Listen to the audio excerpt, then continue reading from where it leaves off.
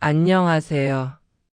저는 올해 78살 박순애입니다. 오늘 이렇게 용기를 내어 제 이야기를 꺼내는 이유는 이 고통을 혼자만 간직하기엔 너무 무겁고 혹시라도 비슷한 상황에 계신 분들께 경고라도 드리고 싶어서입니다. 제 손주들에게라도 이 진실을 남겨야 할 것 같아 떨리는 손으로 이 글을 씁니다. 시작은 평범했습니다. 저희 남편 김정수는 5년 전 세상을 떠났습니다. 폐암이었어요. 담배를 평생 피우시던 분이라 어쩌면 예견된 일이었죠. 그래도 50년을 함께한 반려자를 잃는다는 건 말로 표현할 수 없는 슬픔이었습니다. 남편이 떠난 뒤 저는 하루하루가 막막했어요. 건강도 좋지 않았고요. 당뇨에 고혈압, 무릎도 성하지 못해 지팡이 없이는 걷기도 힘들었습니다. 그나마 제게 힘이 되어준 건 며느리 김은이었습니다.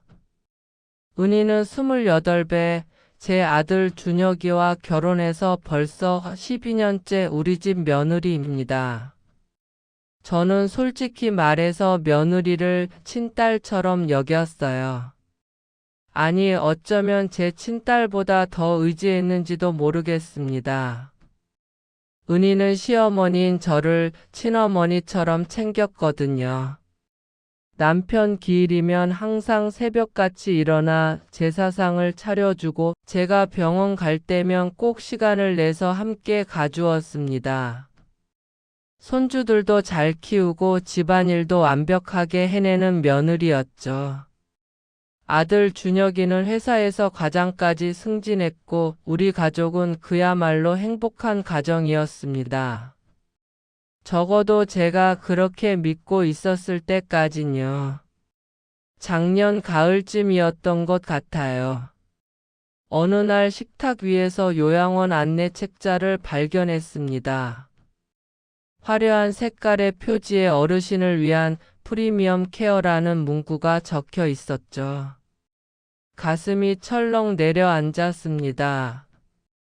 하지만 은희가 어머님 혹시나 해서 알아본 거예요.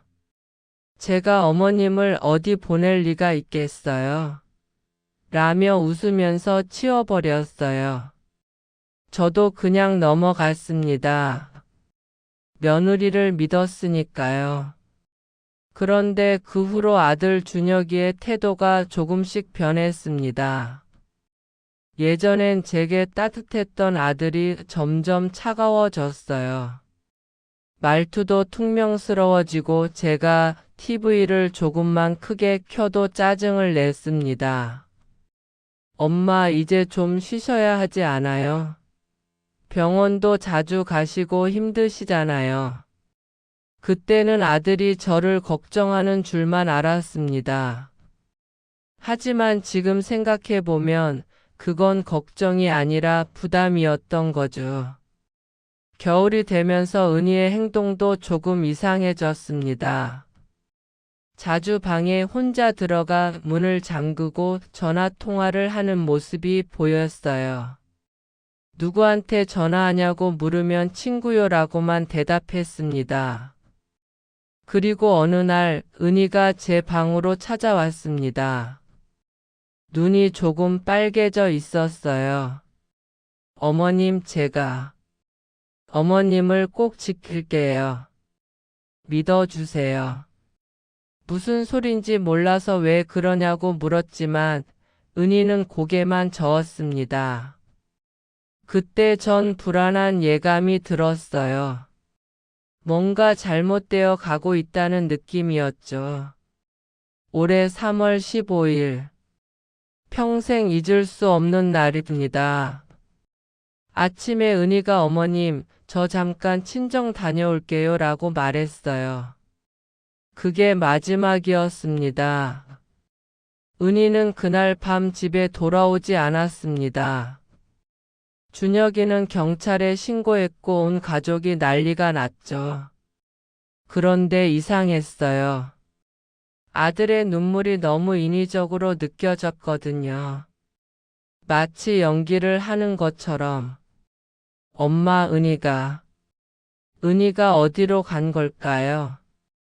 울부짖는 아들을 보면서도 제 가슴 한편에는 의심이 자라났습니다. 왜일까요? 며느리가 실종됐는데 왜 제 아들을 의심하게 되는 걸까요? 일주일 뒤 저는 은희의 방을 정리하다가 서랍 깊숙한 곳에서 낡은 MP3 플레이어를 발견했습니다. 그 옆엔 요양원 안내 책자가 접혀 있었고요. 손이 떨렸지만 저는 플레이 버튼을 눌렀습니다. 그리고 들려온 대화에 온몸이 얼어붙었습니다. 여보, 정말 어머님을 요양원에 보내실 거예요? 어머님은 우리가 모셔야죠. 건강이 안 좋으시긴 하지만 당신은 모르는 게 있어. 이 집, 이 재산은 전부 내 명의로 돼 있어야 해. 엄마가 계시면 복잡해진다고. 요양원 보내는 게 서로한테 나아. 그게 무슨 말씀이세요? 어머님 재산 때문에 그러시는 거예요? 시끄러워. 당신은 가만히 있으면 돼. 내가 알아서 할 테니까. 안 돼요. 전 어머님을 보낼 수 없어요. 어머님은 우리 가족이에요. 김은희, 당신이 너무 나서면 당신도 가만 안 둘 거야. MP3는 거기서 끊겼습니다. 저는 그 자리에 주저앉았습니다. 제 손에서 기기가 떨어졌고 온몸이 떨렸어요. 제가 평생 키운 아들이 재산 때문에 저를 요양원으로 쫓아내려 했고 그걸 막으려던 며느리를 협박했던 겁니다.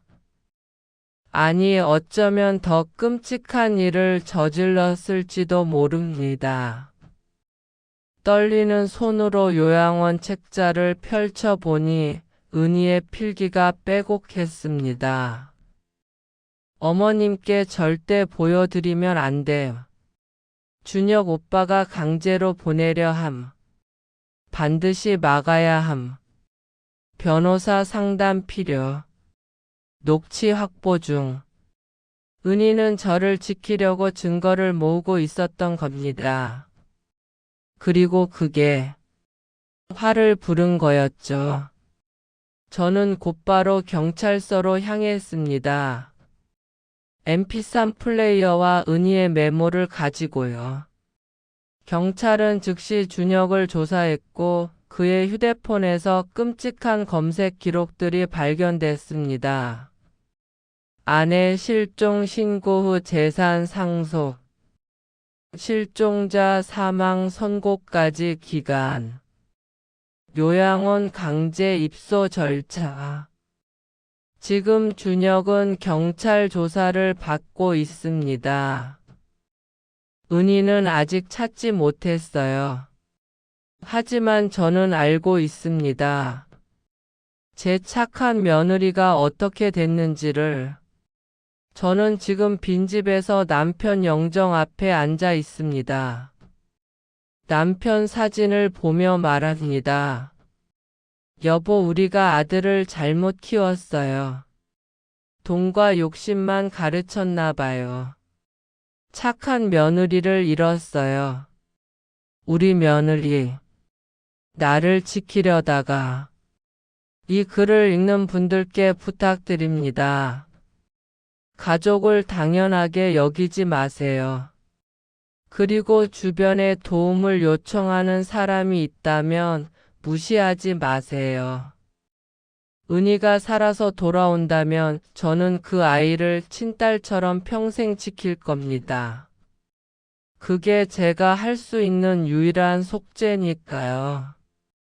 은희가 좋아하던 홍시처럼 서쪽 하늘이 붉고 따뜻하게 물들고 있었어요. 저는 그 노를 바라보며 아주 오랜만에, 정말 아주 오랜만에 희미하게 미소를 지었습니다. 영상이 좋았다면 구독과 좋아요 꼭 눌러주세요. 감사합니다.